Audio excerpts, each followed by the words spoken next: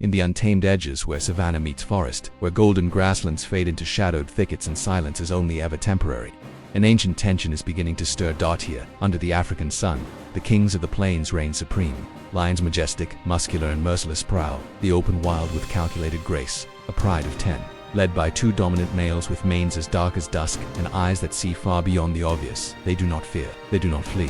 In this land they are the apex. From the northern mountains and cool river valleys, strangers have come, a group of bears outsiders in this terrain. They are not native to this part of Africa, but displaced by fire, famine, and the slow march of climate. Massive brown-coated giants, scarred by survival, with shoulders that rise higher than the tallest lion's head. This is not their land, but they are here now, and they are hungry.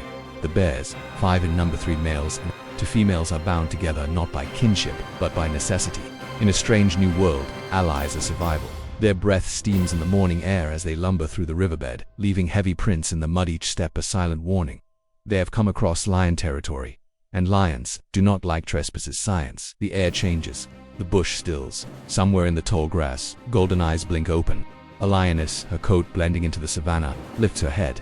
She sees the bears, and she does not retreat. Instead, she calls a low, throaty grunt that travels far and fast.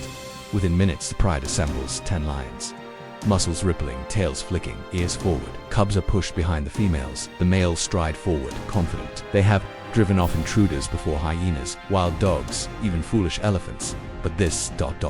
this is something different. The bears halt, their noses twitch. The largest male rises on his hind legs, towering over the tallest lion. He does not growl. He simply waits. For a moment, time seems to freeze. Then it begins. A charge, swift and furious. One of the younger lions, reckless, hurls himself at the nearest bear.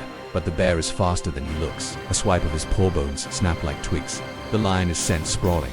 Stunned, the rest of the pride surrounds the bears, flanking them. From both sides, the lionesses dart in and out, testing the boundaries, snarling, slashing, retreating. It is war by dancer, violent ballet. But the bears are not intimidated. Their movements are slower, deliberate, but devastating. One female bear lunges, catching a lioness by the shoulder. The 2 tumble into the dirt in a flurry of fur and dust.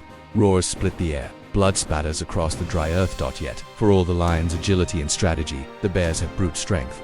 Every strike is like a battering ram.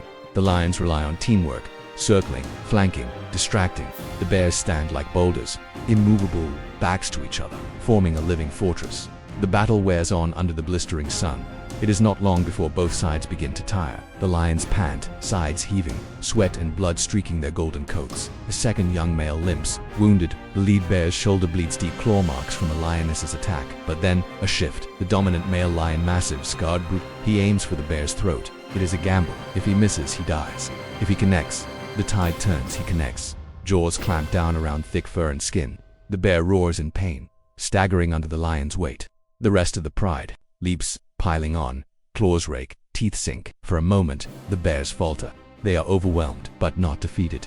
With a primal growl, the second male bear charges, slamming into the lions like a wrecking ball. One is thrown aside, yelping. The bear under attack rises, blood pouring, but alive. With fury unmatched, he rears up and drops onto the dominant lion, crushing him under 2 tons of muscle. The lion roars. Trapped, the pride hesitates.